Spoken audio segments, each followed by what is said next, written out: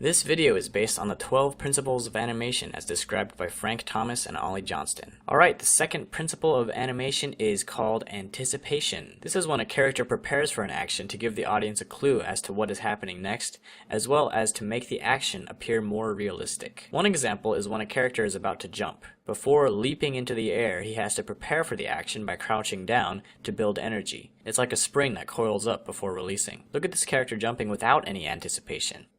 It looks very unrealistic because the energy to jump comes out of nowhere. Here's another example, a punch. To add power to the punch and communicate to the viewers that he is about to punch, he reaches his arm back and then punches. By contrast, having no anticipation results in a very weak punch.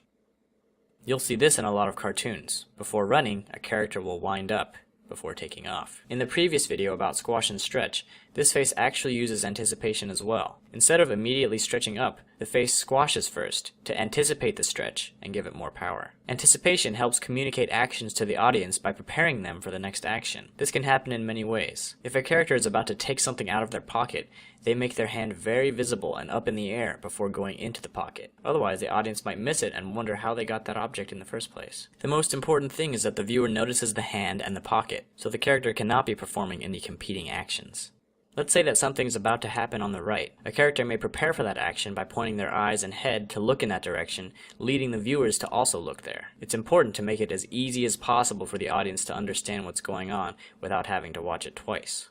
But this can also be used to trick the audience too, if you lead their eyes in one direction and then surprise them by having something happen on the other side of the screen. Taking anticipation a step further, you can actually have multiple levels of anticipation. Let's go back to our punch animation, where the character winds up before punching. This animation has one level of anticipation. Now look at this one.